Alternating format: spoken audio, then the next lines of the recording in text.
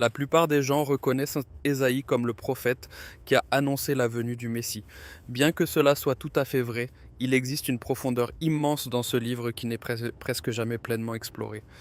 Même dans le cadre d'une étude biblique sérieuse, beaucoup de ces détails spécifiques sont restés enfouis dans d'anciens manuscrits pendant plus de 2000 ans. D'autres n'ont été mis au jour qu'au cours des dernières décennies. Ensemble, ces éléments révèlent un livre et un homme bien plus extraordinaires que ce que la plupart des lecteurs imaginent. Voici 10 faits sur le livre d'Ésaïe que vous ignoriez probablement, chacun d'entre eux étant étayé par les Écritures, par la recherche académique, ou par les deux. Ésaïe a transformé ses propres enfants en prophéties vivantes. Je ne dis pas cela comme une simple métaphore. Dieu a littéralement ordonné à Ésaïe de donner à ses fils des noms qui fonctionnaient comme des messages prophétiques pour toute la nation. Son premier fils s'appelait Shear Jashob, ce qui en hébreu signifie « un reste reviendra ». Ésaïe 7.3 dit que Dieu a dit à Ésaïe d'emmener cet enfant avec lui pour affronter le roi Atchaz, pendant une période de crise nationale intense. Le garçon n'avait pas besoin de dire un seul mot, son nom même était le message. Chaque fois que quelqu'un l'appelait, il annonçait par inadvertance une prophétie concernant l'exil et la restauration future. Son second fils a reçu ce qui est largement reconnu comme le nom personnel le plus long de toute la Bible, Maher Shalal Hashbaz. Ce nom se compose de 4 mots hébreux entassés en un seul. Maher signifie hâte, Shalal signifie butin, Hash signifie empressement et Baz signifie proie. Mis bout à bout, le nom se traduit par quelque chose comme hâte au butin, empressement à la proie. Mais voici ce qui rend la chose encore plus frappante. Ésaïe 8 indique que Dieu a dit à Ésaïe d'écrire ce nom sur une grande tablette en caractère ordinaire, avant même que l'enfant ne soit conçu, et de faire attester l'acte par 2 témoins fiables, un prêtre nommé Uri et un homme nommé Zacharie, fils de Djéberekia. Ce n'était pas une affaire de famille privée, c'était un acte prophétique public et documenté. À la naissance du garçon, Dieu a dit, nomme-le exactement ainsi. Ésaïe 8.4 dit qu'avant que l'enfant ne sache dire « mon père » ou « ma mère », les richesses de Damas et le butin de Samarie seraient emportés par le roi d'Assyrie. Cette prophétie s'est réalisée vers 732 avant Jésus-Christ, lorsque Tiglath-Philéser III a balayé ses territoires. Ce modèle de dénomination prophétique n'est pas propre à Ésaïe, car Dieu a fait de même par l'intermédiaire d'Osée, lui disant de nommer ses enfants Lorushama, ce qui signifie « pas de pitié », et Lo-Ami, ce qui signifie « pas mon peuple ». Cependant, la maison d'Ésaïe se distingue car les 2 noms pris ensemble portent totalement toute l'attention de l'ensemble de son ministère. L'un des fils déclare que le jugement arrive rapidement, tandis que l'autre déclare qu'un reste reviendra. La destruction et l'espoir marchaient côte à côte sous le même toit. Imaginez le dîner chez Ésaïe. Vous appelez un enfant et vous annoncez le malheur, mais vous appelez l'autre et vous prêchez la restauration. Ésaïe a marché nu et déchaussé pendant 3 ans comme un signe prophétique. Ésaïe 20, 2-3 dit que Dieu a dit à Ésaïe de retirer le sac de son corps et les sandales de ses pieds. Or, le sac était un vêtement rude et inconfortable, généralement fait de poils de chèvre, que les gens portaient en signe de deuil ou de repentance. Ce n'était pas un vêtement ordinaire. Ainsi, quand Dieu dit à Ésaïe d'enlever même cela et qu'Ésaïe le fait pendant 3 ans, c'est un acte significatif. Le mot hébreu utilisé ici est « arom », qui apparaît dans 11 autres passages de l'Ancien Testament, notamment dans Genèse 2.25 pour décrire Adam et Ève avant la chute. Les érudits débattent pour savoir si Ésaïe était complètement nu ou dépouillé, jusqu'à un vêtement de corps basique. Le même mot apparaît dans Job 1.21 et Michée 1.8. Et dans la plupart de ces cas, il indique une exposition totale ou quasi totale. Quoi qu'il en soit, il s'agissait d'un prophète respecté à Jérusalem qui s'humiliait publiquement jour après jour pendant 3 années consécutives. Pourquoi ? La réponse se trouve précisément dans Ésaïe 20, 3-4. Dieu a dit que tout comme Ésaïe avait marché nu et déchaussé, le roi d'Assyrie emmènerait les captifs égyptiens et les exilés couchites, jeunes et vieux, nus et déchaussés. Juda flirtait avec l'idée de s'allier à l'Égypte contre la Syrie, et Dieu voulait que son peuple voie dans le corps de son propre prophète à quoi ressemblait l'avenir de l'Égypte. Vous voulez faire confiance à l'Égypte pour vous protéger ? Regardez votre prophète, voilà à quoi mène le recours aux alliances humaines. 3 ans, pas 3 jours, pas 3 semaines. Ce n'était pas un geste dramatique ponctuel. C'était un acte d'obéissance quotidien soutenu qui aurait attiré des regards constants et presque certainement des moqueries. Ésaïe 26 rapporte comment les habitants de la côte finiraient par dire « Regardez ce qui est arrivé à ceux en qui nous espérions, vers qui nous avons fui pour obtenir de l'aide. » Ésaïe ne s'est pas contenté de prêcher l'avertissement, il l'a porté et l'a vécu. Pendant 1000 jours, son corps a été le sermon. Une ancienne tradition dit qu'Ésaïe a été exécuté en étant scié en deux. La Bible ne nous dit pas explicitement comment Ésaïe est mort, mais les traditions juives et chrétiennes primitives conservent un récit remarquablement cohérent. Selon le Talmud de Babylone, qui est une collection massive d'anciennes discussions rabbiniques juives et de décisions juridiques, un peu comme une bibliothèque de la manière dont les érudits juifs interprétaient les écritures et la tradition. Plus précisément dans une section appelée Yevamot 49b, Ésaïe a été martyrisé pendant le règne du roi Manassé, le fils d'Ézéchias. 2 Rois 21, 1 à 16 dépeint Manassé comme l'un des souverains les plus impies que Juda ait jamais connus. Un homme qui a érigé des autels à des dieux étrangers à l'intérieur du temple même. La tradition dit que Manassé s'est tourné contre les prophètes, et que, lorsque Ésaïe s'est enfui, il s'est caché à l'intérieur du tronc creux d'un cèdre. Manassé a ordonné que l'arbre soit scié en deux, alors qu'Ésaïe s'y trouvait encore. Ce récit apparaît également dans un texte ancien, intitulé « Le martyre et l'ascension d'Ésaïe », que les chercheurs datent généralement entre le IIe siècle avant Jésus-Christ et le IIe siècle après Jésus-Christ. Les parties les plus anciennes sont considérées comme d'origine juive et non comme des ajouts chrétiens ultérieurs. Et voici le lien qui donne à cette tradition un poids réel. Hébreux 11.37, dans le célèbre chapitre du Temple de la foi, énumère les souffrances de croyants anonymes, déclarant qu'ils furent lapidés, sciés en deux et mis à mort par l'épée. Cette expression, sciés en deux, a été identifiée par les premiers écrivains chrétiens, dont Justin Martyr, Origène, Tertullien et Jérôme, comme une référence à Ésaïe. L'auteur de l'épître aux Hébreux ne nomme pas de qui il s'agissait, mais la tradition était si largement acceptée que plusieurs pères de l'Église, écrivant indépendamment, ont désigné le même homme. Réfléchissez-y un instant. L'homme qui a vu le trône de Dieu dans Ésaïe 6, qui a entendu les séraphins, des êtres angéliques dont le nom signifie littéralement « brûlant » en hébreu, crier « Kadosh, Kadosh, Kadosh »,« Sainte, Saint, Saint » dans Ésaïe 6.3, et qui a porté la parole prophétique pendant plus de 40 ans à travers les règnes de 4 rois. Comme nous le dit Ésaïe 1.1, a peut-être passé ses derniers instants à l'intérieur d'un tronc d'arbre en entendant les dents d'une scie. C'est une tradition, pas un fait biblique confirmé, mais elle a des racines profondes dans l'histoire juive et chrétienne. Et le Nouveau Testament lui-même pourrait y faire directement allusion. Le plus ancien livre presque complet de la Bible hébraïque a été trouvé par accident dans une grotte. À la fin de 1946 ou au début de 1947, un berger bédouin nommé Muhammad Eddib cherchait une chèvre perdue près de la rive nord-ouest de la mer Morte. Il jeta une pierre dans une grotte et entendit de la poterie se briser. Lorsqu'il revint vérifier, il trouva des jarres en terre cuite à l'intérieur. La plupart étaient vides, mais l'une d'elles contenait un rouleau de parchemin enroulé, et ce rouleau s'est avéré être le livre complet d'Ésaïe. Les 66 chapitres étaient écrits en hébreu sur 17 feuilles, deux de cuir cousus ensemble pour former un rouleau de plus de 7 mètres de long. Il est aujourd'hui connu sous le nom de Grand Rouleau d'Ésaïe.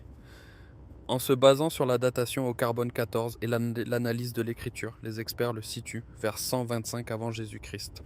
Cela le rend environ 1000 ans plus vieux que les manuscrits hébreux d'Ésaïe les plus anciens connus avant cette découverte. Aujourd'hui, il se trouve au sanctuaire du livre au musée d'Israël, à Jérusalem.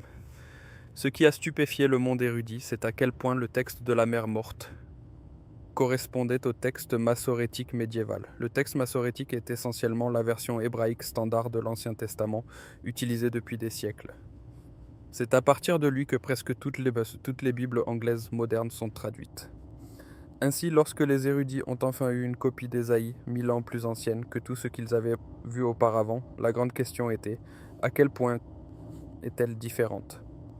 La réponse les a époustouflés. Dans tout le chapitre d'Ésaïe 53, l'un des chapitres les plus importants du livre, les différences entre deux textes que séparés par un millénaire sont remarquablement mineures.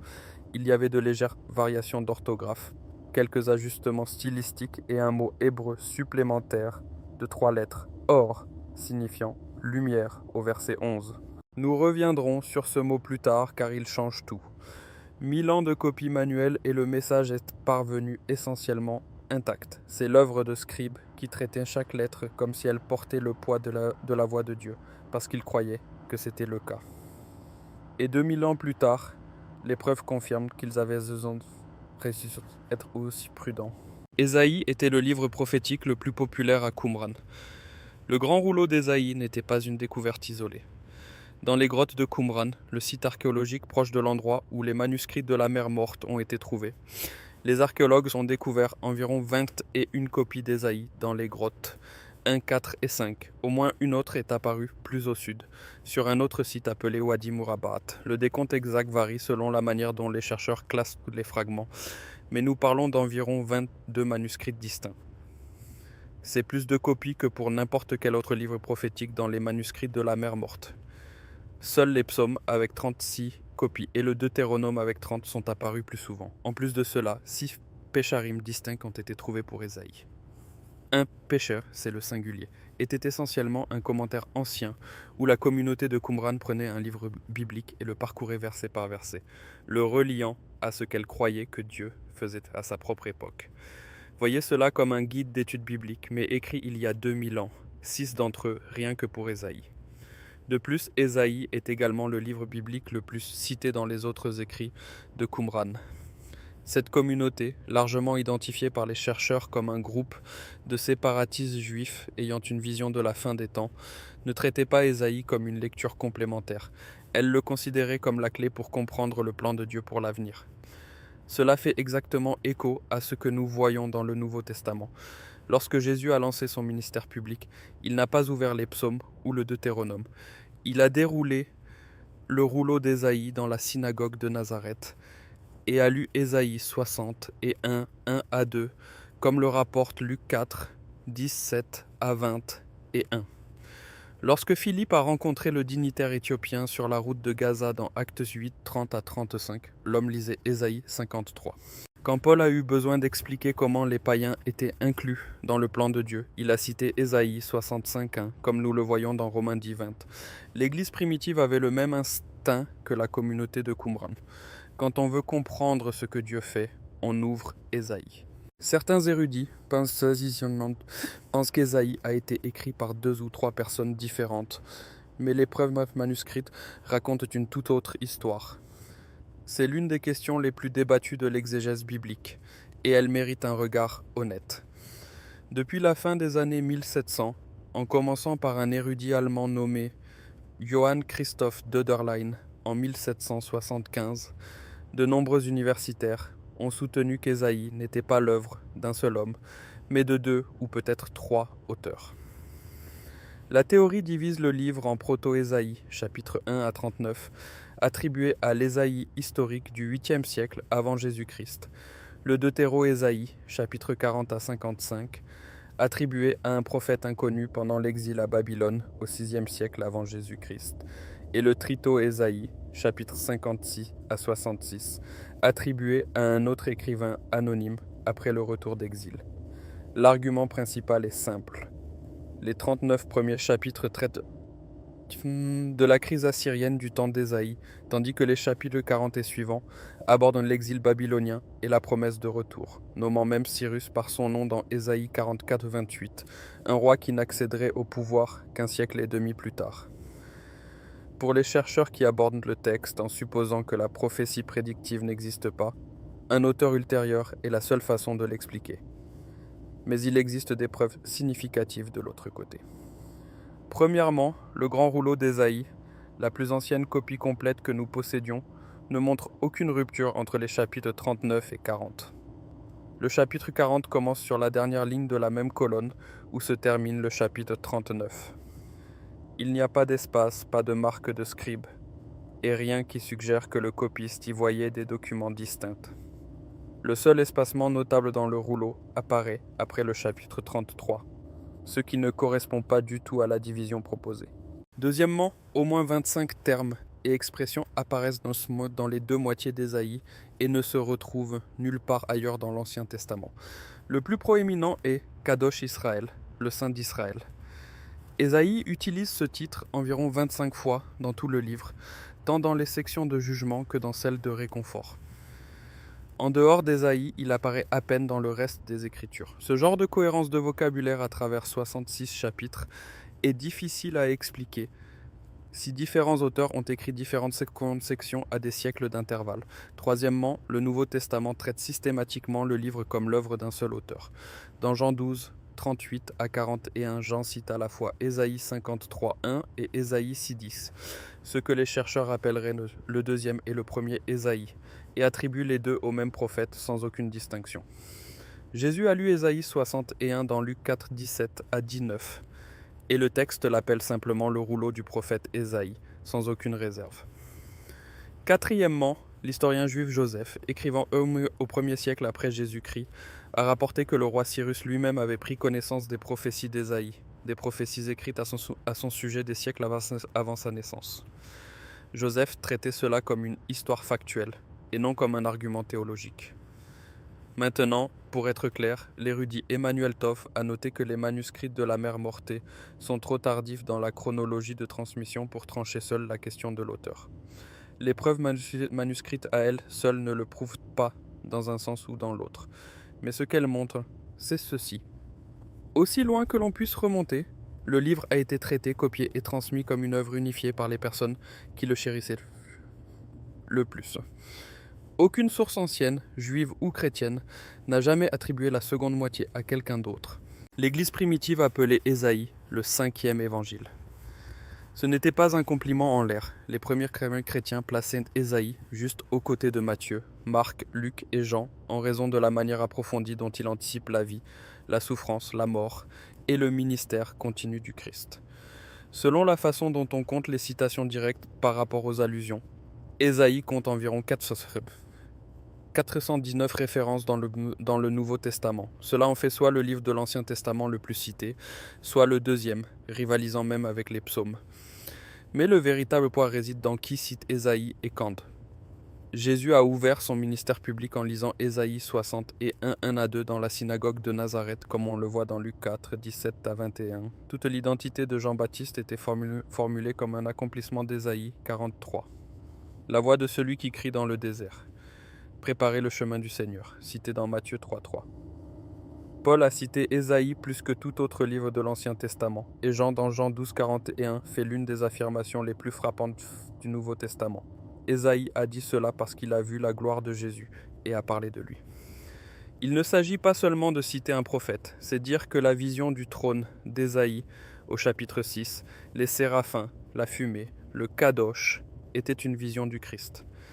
Ésaïe 7.14 a prédit qu'une vierge concevrait et enfanterait un fils appelé Emmanuel, Dieu avec nous.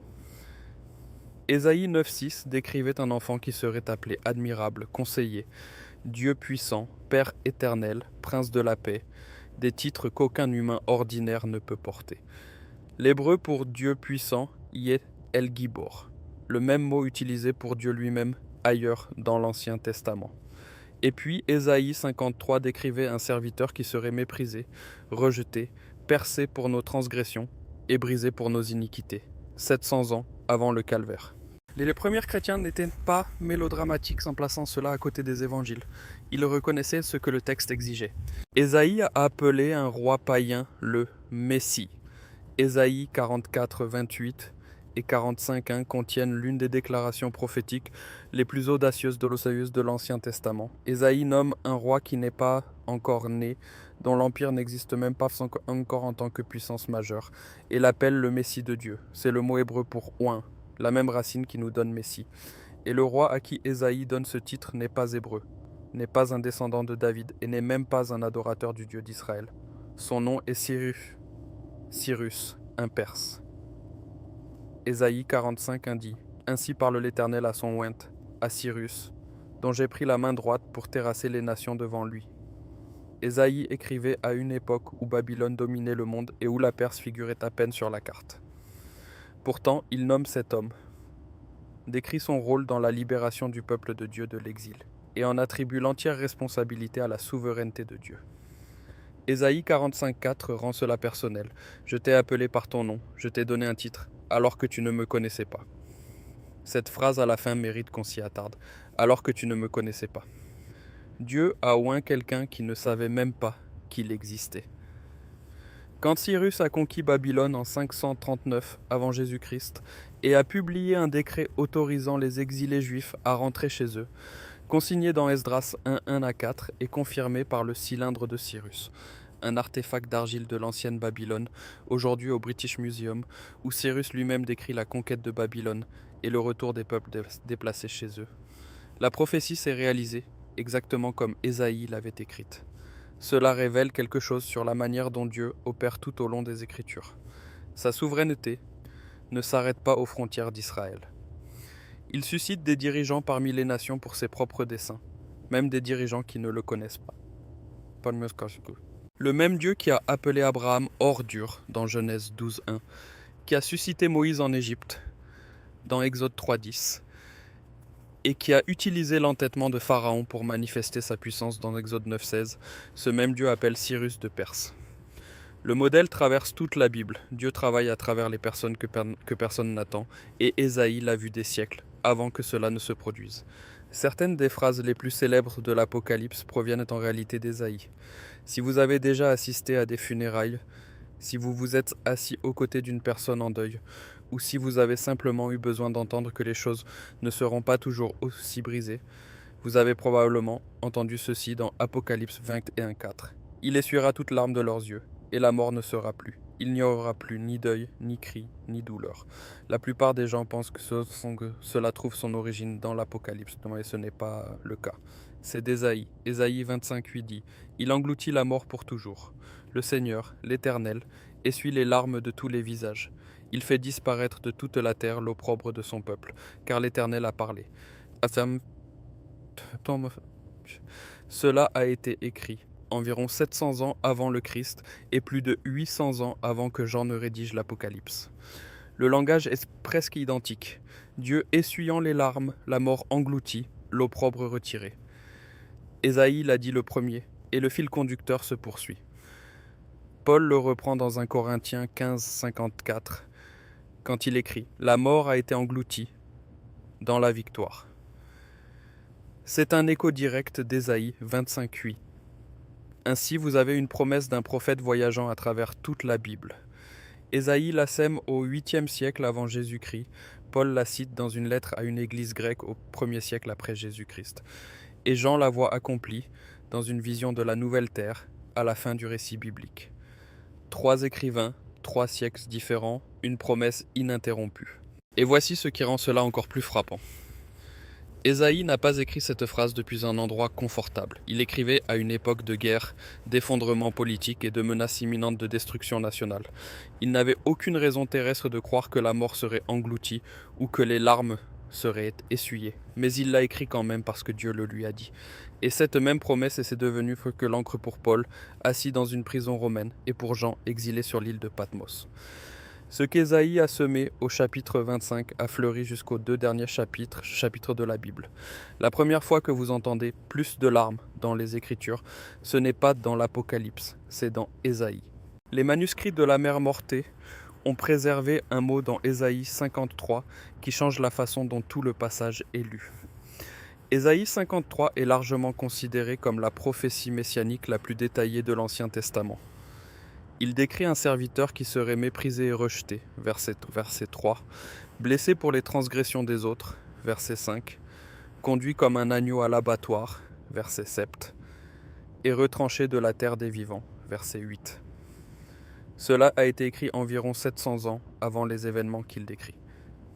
Mais il y a un détail textuel spécifique dans la version des manuscrits de la Mère morte dont la plupart des lecteurs de la Bible n'ont jamais entendu parler. Dans Ésaïe 53:11, le texte massorétique, encore une fois, c'est le texte hébreu traditionnel derrière nos Bibles, dit « À cause du travail de son âme, il verra et sera rassasié ». Le grand rouleau d'Ésaïe, le manuscrit plus ancien, inclut un mot hébreu supplémentaire, or. Cela signifie lumière. La version de la mer morte se lit comme quelque chose de plus proche d'eux. Après ses souffrances, il verra la lumière et sera rassasié.